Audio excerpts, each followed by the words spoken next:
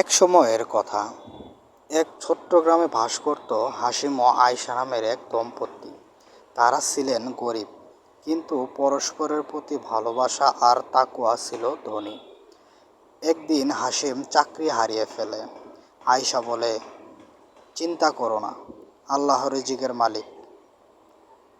হাসিম বলে, তুমি সবসময় এত দীর্ঘ বিশ্বাসী হও কিভাবে? আয়শা উত্তর দেয়, কারণ রসুল সাল্লাল্লাহু আলাইহি সাল্লাম বলেছেন, যে আল্লাহর উপর ভরসা করে আল্লাহ তার জন্যই যথেষ্ট। পরের দিন সকালে হাসিম বের হলো কাজের খোঁজে। আয়শা দরজায় দাঁড়িয়ে দোয়া করেন। এক ধনী ব্যক্তি হাসিমকে দেখে তার খেজুর বাগানে কাজের প্রস্তাব দেন। হাসিম খুশি হয়ে বাড়ি ফিরে আসে। আয়শা বলে, আলহামদুলিল্লাহ।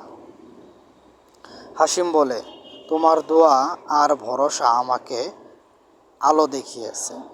এই গল্পের শেষে তারা কোরআন হাতে নিয়ে বসে বলে, আমরা যেন সবসময় আল্লাহর উপর ভরসা রাখতে পারি।